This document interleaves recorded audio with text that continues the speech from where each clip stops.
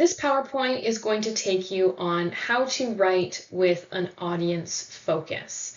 So it will touch on the concepts that we already explored in the previous PowerPoint about the map analysis, medium, audience, and purpose. So this is going to talk about writing with the audience in mind. This PowerPoint will talk to you about establishing an audience focus, how we can use positive language, and how to apply the you view. And there is some practice mixed in throughout the slides. You can do a little bit of practice to demonstrate some of these strategies. All right, so the first thing that we want to discuss is about how to establish a good rapport with your audience. So these might seem like simple or obvious things, but it's really important to remember that at the heart of communication is you want to connect with your audience, with the person you're communicating with. So it's important to be authentic. When you're writing or speaking, don't try to write or speak like somebody else. Speak and write the way that is most authentic to you. Try to focus on the positive points. That will help to foster a good relationship with your audience.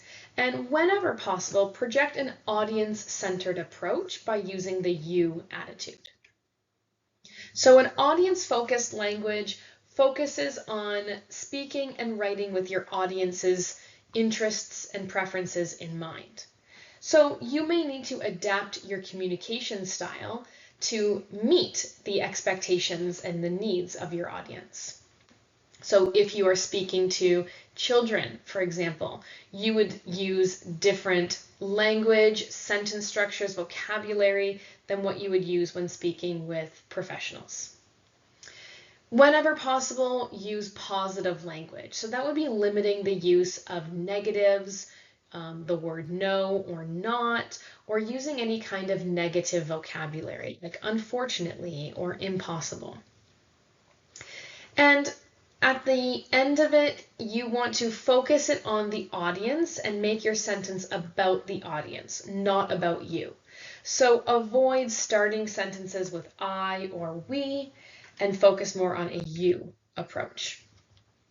So here are a few other perspectives. So there's writer-centered and reader-centered. So writer-centered focuses on the views of the writer. So talking and writing with an I or we, with first person approach. If I can answer any questions, I'll be happy to do so. Versus a you-centered, putting the focus on the audience. If you have any questions, please ask. And then there's also negative phrasing versus constructive phrasing. So you may notice you might be inclined to phrase things in a negative phrasing, like we cannot process your claim because the necessary forms have not been completed. You can rephrase that in a constructive manner, avoiding these negative words and phrases. So it sounds something like, your claim can be processed as soon as we receive the necessary forms. The meaning is the same, but the attitude and the perception is much different.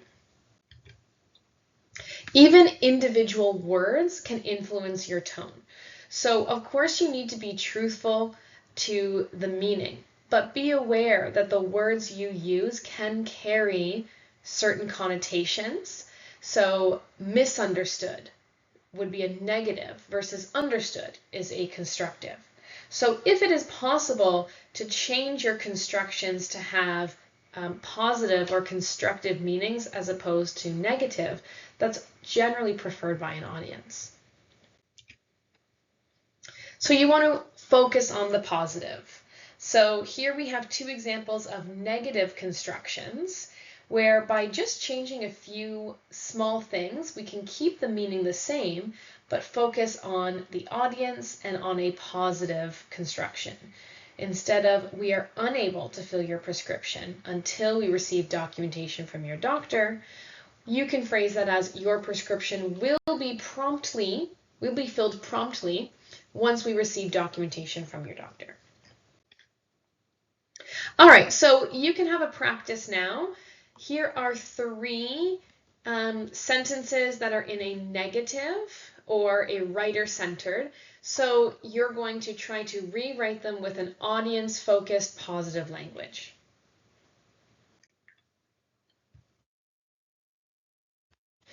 When we talk about using the you view, it really means focusing on the reader or the audience first. So be considerate and focus on the audience's needs and wants.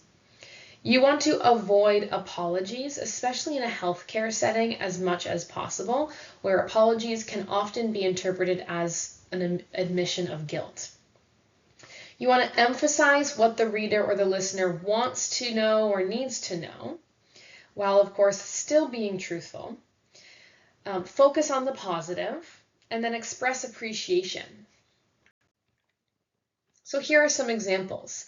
We have approved your vacation leave is a writer-centered approach. A you view, your vacation request has been approved. Okay, another you view, your family's healthcare needs are the primary focus of Niagara Health Services. Instead of we at Niagara Health Services take pride in our commitment. The focus is on the we as opposed to the you. Again, you can use these examples to practice writing in a you view. So read through these sentences and try to rewrite them with a you view, focusing on the reader and the audience.